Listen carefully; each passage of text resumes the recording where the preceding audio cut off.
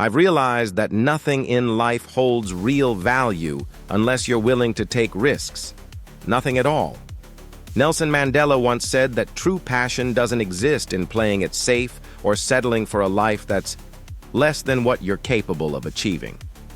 I'm sure that throughout school, applying to college, choosing a major, and figuring out your future, people have told you to always have a backup plan, something to fall back on.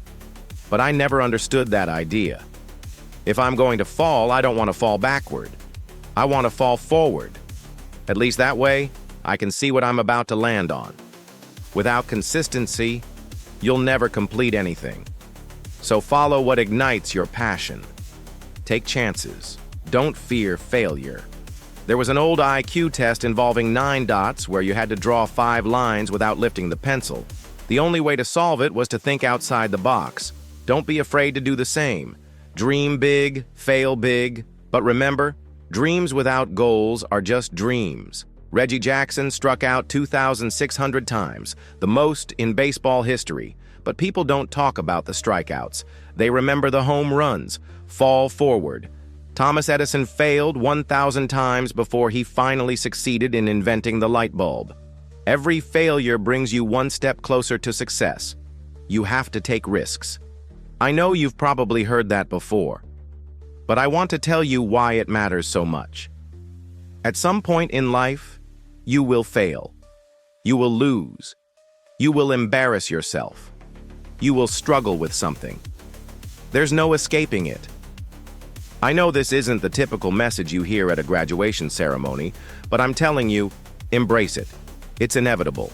In acting, failure is part of the process. Early in my career, I auditioned for a Broadway musical. It seemed like the perfect role for me, except for one thing. I couldn't sing. I didn't get the part, but I didn't quit. I didn't fall back. I moved forward. I walked out of that audition and prepared for the next one, and the next and the next. I prayed and prayed, but I kept failing, over and over again. But it didn't matter, because as the old saying goes, if you hang around the barbershop long enough, sooner or later, you'll get a haircut. Eventually, I caught a break. Last year, I performed in a play called Fences on Broadway. Here's the twist. It was at the same theater where I had failed that first audition 30 years earlier. The lesson? Every graduate here has the training and talent to succeed. But do you have the courage to fail? Because if you never fail, you're not even trying. Let me say it again. If you never fail, you're not even trying. To achieve something you've never had, you must do something you've never done. Imagine being on your deathbed surrounded by ghosts. Ghosts of the ideas you never acted on, the talents you never used. They stand there angry and disappointed, saying, "We came to you because you could have brought us to life. But now, we must die with you." So I ask you, when your time comes, how many ghosts will be standing around your bed?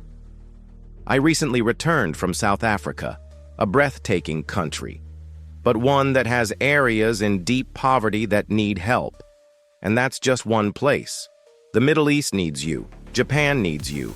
Alabama, Tennessee, Louisiana, Philadelphia, they all need you. The world needs a lot. And we need it from you. Young people, this is your time. I'm not speaking for everyone up here, but I know I'm getting older.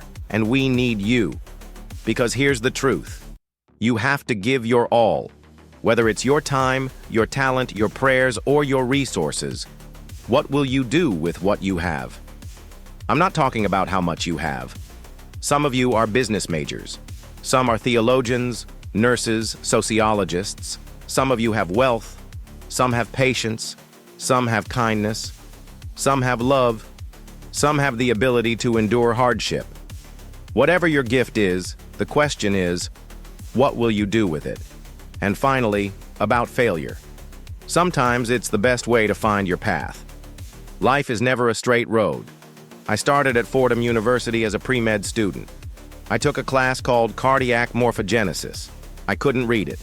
I couldn't pronounce it. And I definitely couldn't pass it. So I switched to pre-law, then journalism. But without a clear focus, my grades plummeted.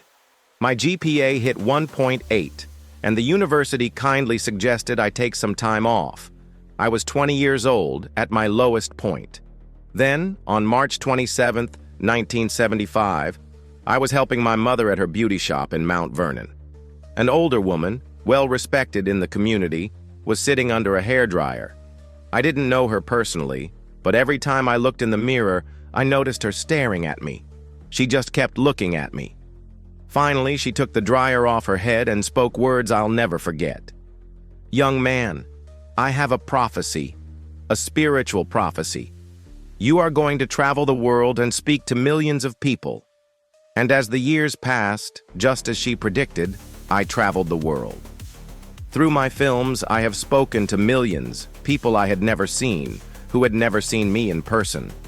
They only knew the roles I played, but today, I see you. And what I see gives me hope. It gives me strength. Taking risks isn't just about career choices. It's about knowing your strengths and weaknesses, being open to new ideas and people. The risks you take, the relationships you build, the faith you hold on to, these will shape your future. Never let fear discourage you. Never hold back.